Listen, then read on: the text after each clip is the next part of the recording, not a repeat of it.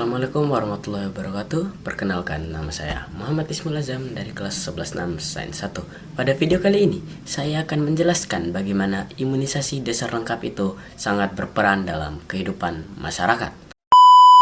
Program imunisasi di Indonesia sendiri, program imunisasi didasari ataupun diatur dalam Peraturan Kemenkes nomor 12 tahun 2017 yang berbunyi, imunisasi adalah suatu upaya untuk menimbulkan atau meningkatkan kekebalan seseorang secara aktif terhadap suatu penyakit sehingga bila suatu saat terpajan dengan penyakit tersebut tidak akan sakit atau hanya mengalami sakit ringan.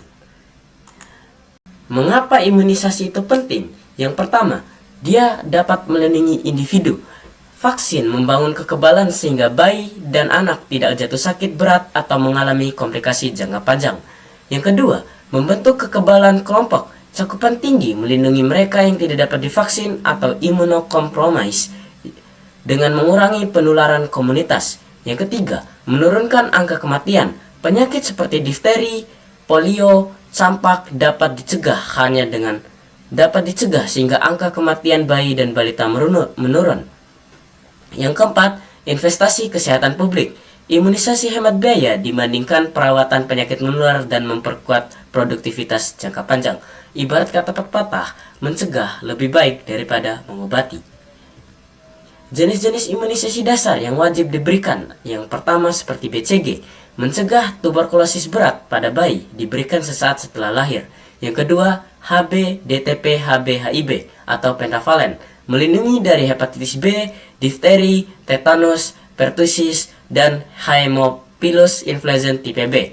Yang ketiga, polio, dengan mencegah kelumpuhan akibat virus polio melalui vaksin oral atau suntik sesuai jadwal.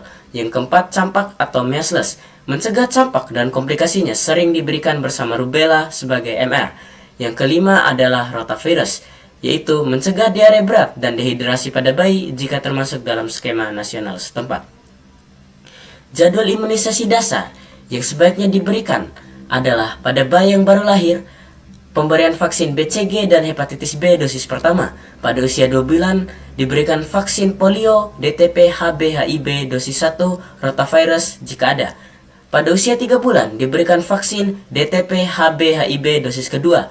Pada usia 4 bulan diberikan vaksin DTP, HB, HIV dosis ketiga dan polio lanjutan. Pada usia 9 bulan diberikan vaksin campak atau MR dosis pertama. Pada usia 18 bulan diberikan vaksin booster DTP, polio, dan MR sesuai program.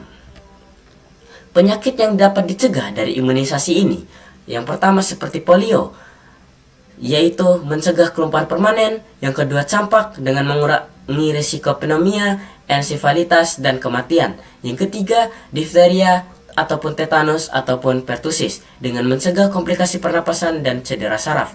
Yang keempat adalah hepatitis B dengan mengurangi risiko sirosis dan kanker hati di masa dewasa. Yang kelima, rotavirus dengan mencegah diare berat dan rawat inap akibat dehidrasi. Imunisasi diutamakan bagi ibu hamil dan anak balita. Ibu hamil seperti pemberian vaksin tetanus dianjurkan untuk melindungi ibu dan bayi baru lahir dari tetanus neonatal. Konsultasikan dengan tenaga kesehatan tentang vaksin yang aman selama kehamilan. Untuk anak balita, pastikan imunisasi dasar lengkap selesai sesuai jadwal. Balita dengan kondisi khusus perlu penilaian tenaga kesehatan untuk penundaan atau penyelesaian. Nah, mungkin teman-teman takut untuk disuntik vaksin karena ada mitos-mitos yang beredar seperti vaksin itu menyebabkan autisme. Itu mitos, teman-teman. Faktanya adalah penelitian ilmiah besar tidak menemukan hubungan antara vaksin dan autisme.